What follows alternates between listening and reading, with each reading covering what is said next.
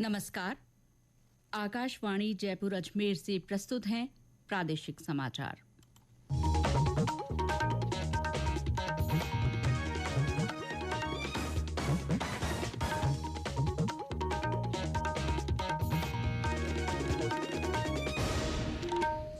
मुख्य समाचार। प्रदेश में 2 दिन हुई तेज बारिश और ओलावृष्टि से रबी फसलों को भारी नुकसान, राज्य सरकार के विशेष गिरदावरी के निर्देश। कृषि मंत्री लालचंद कटारिया ने कहा, शीतलहर और पाले से भी करीब 15 लाख हेक्टेयर क्षेत्र में फसलों को नुकसान। भाजपा ने किसानों को तुरंत राहत देने की मांग की।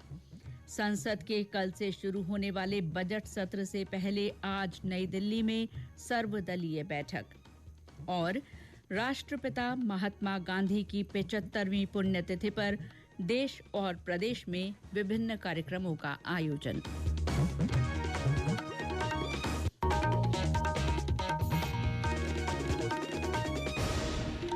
समाचारों के साथ मैं शीला चावला और अब समाचार विस्तार से।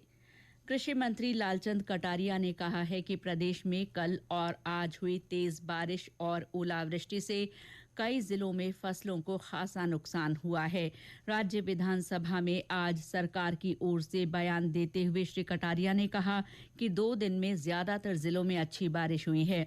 इससे कुछ स्थानों पर फसलों को फायदा हुआ है, लेकिन चित्तौड़गढ़, पाली, उदयपुर, सिरोही, कोटा समेत कुछ अन्य जिलों में फसलों को नुकसान हुआ है। आरंभिक अनुमान के अनुसार चित्तौड़गढ़ जिले में कुल बुआई क्षेत्रफल 3,19,000 हेक्टेयर में से चित्तौड़गढ़ में बेगू विधानसभा क्षेत्र में 2,94,000 हेक्टेयर क्षेत्रफल में ओलावृष्टि से खराबा हुआ है। इसके लिए जिन काश्तकारों ने फसल बीमा करा रखा है, उन्हें अपने फसल खराबे की सूचना 72 घंटे के अंदर बीमा कंपनी अथवा कृषि विभाग के कार्यालय में देना आवश्यक है।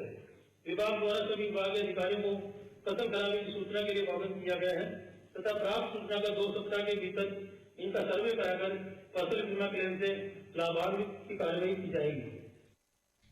श्री कटारिया ने कहा कि ओलावृष्टि और तेज बारिश से हुए नुकसान का आकलन करने के लिए विशेष गिरदावरी के निर्देश दिए गए हैं। उन्होंने कहा कि आपदा प्रबंधन, कृषि और राजस्व विभाग मिलकर काम कर रहे हैं ताकि किसानों को राहत दी जा सके। अपने वक्तव्य में श्री कटारिया ने इसी महीने 6 और 7 जनवरी तथा 14 और 15 जनवरी को शीतलहर से फसलों को हुए नुकसान की जानकारी भी दी। उन्होंने कहा कि रबी मौसम में कुल 1 करोड़ 9 लाख हेक्टेयर क्षेत्र में विभिन्न फसलों की बुवाई हुई है।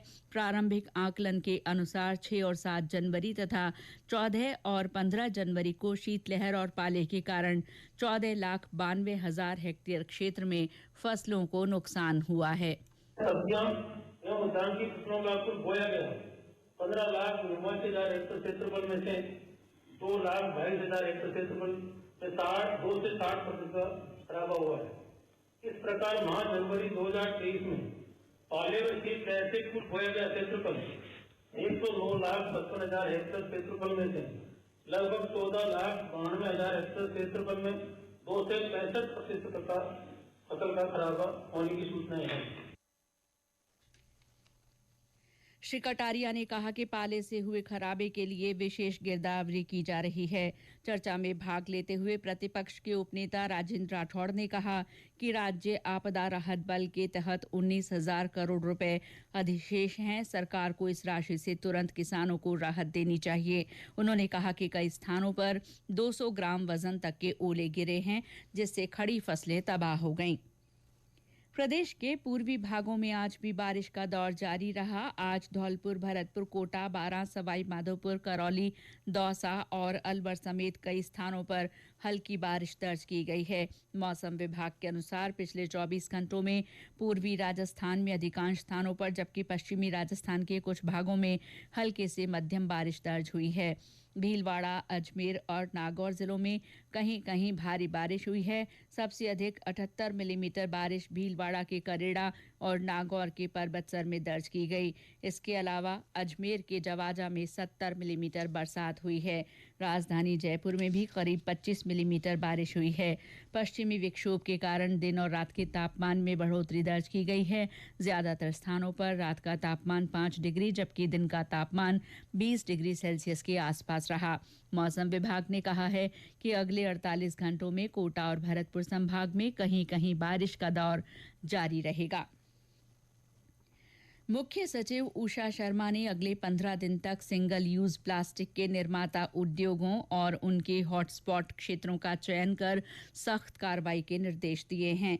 उन्होंने कहा कि राज्य में सिंगल यूज प्लास्टिक के निर्माण और उपयोग पर प्रतिबंध को प्रभावी रूप से लागू किया जाना चाहिए। श्रीमती शर्मा आज जयपुर में सिंगल यूज प्लास्टिक के संबंध में स्पेशल टास्क फोर्स की 5वीं समीक्षा बैठक की अध्यक्षता कर रही थीं। उन्होंने निर्देश दिए कि पड़ोसी राज्यों से अवैध रूप से राज्य में आ रहे सिंगल यूज प्लास्टिक को रोकने के लिए पुख्ता चेकिंग की जाए। ये समाचार आकाशवाणी जयपुर अजमेर से प्रसारित किए जा रहे हैं। आकाशवाणी समाचार जयपुर की ओर से आज रात 9:15 बजे सुनिए हमारा साप्ताहिक कार्यक्रम समाचार तरंग। आज का विशेष समाचार तरंग प्रधानमंत्री नरेंद्र मोदी के भगवान देवनारायण के 1111वें जन्म दिवस के उपलक्ष्य में हुए भीलवाड़ा दौरे पर आधारित है। संसद का बजट सत्र कल से शुरू हो रहा है। बजट सत्र से पहले आज नई दिल्ली में सर्वदलीय बैठक हुई। सरकार ने सत्र के दौरान संसद के दोनों सदनों के सुचारू कामकाज को सुनिश्चित करने के लिए सभी राजनीतिक दलों से सहयोग मांगा। बैठक के बाद संसदीय कार्य मंत्री प्रहलाद जोशी ने पत्रकारों को बताया कि सरकार नियमों और प्रक्रियाओं के अनुसार संसद में किसी भी मुद्दे पर चर्चा के लिए तैयार है। बजट सत्र के पहले दिन कल राष्ट्रपति द्रौपदी मुर्मू केंद्रीय कक्ष में लोकसभा और राज्यसभा की संयुक्त बैठक को संबोधित करेंगी। कल ही दोनों सदनों में आर्थिक सर्वेक्षण रखा जाएगा। वर्ष 2023-24 का केंद्रीय बजट बुधवार को पेश किया जाएगा। बजट सत्र 6 अप्रैल तक चलेगा और 66 दिनों में इसकी 27 बैठकें होंगी। सत्र का पहला भाग 13 फरवरी तक चलेगा। 14 फरवरी से 12 मार्च तक सदन की कार्रवाई नहीं होगी। बजट सत्र का दूसरा भाग 13 मार्च से शुरू होकर 6 अप्रैल तक चलेगा। राष्ट्र आज राष्ट्रपिता महात्मा गांधी को उनकी 75वीं पुण्यतिथि पर श्रद्धांजलि अर्पित कर रहा है। इस दिन को शहीद दिवस के रूप में भी मनाया जाता है।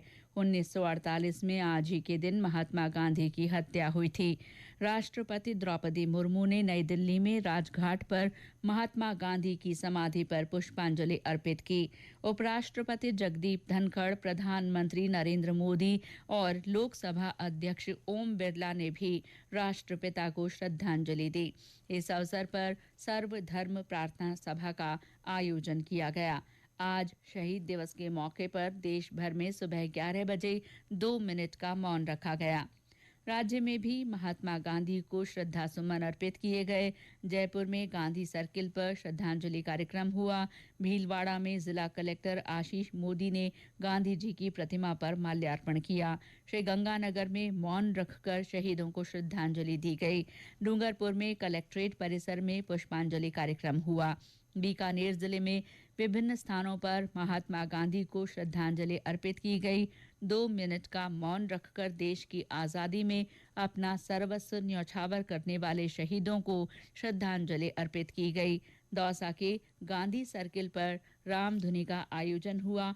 टोंक और चूरू में सर्वधर्म प्रार्थना सभा आयोजित हुई। सीकर में विभिन्न संस्थानों की ओर से गांधी जी को श्रद्धांजलि अर्पित की गई। शिक्षण संस्थाओं में भी बापू को उनके शहादत दिवस पर याद किया गया। करौली में पुष्पांजलि और रामधुनी कार्यक्रम के अलावा स्काउट रैली का आयोजन किया गया। झालावाड़ मिनी सचिवालय परिसर में गांधी जी की प्रतिमा पर माल्यार्पण किया गया।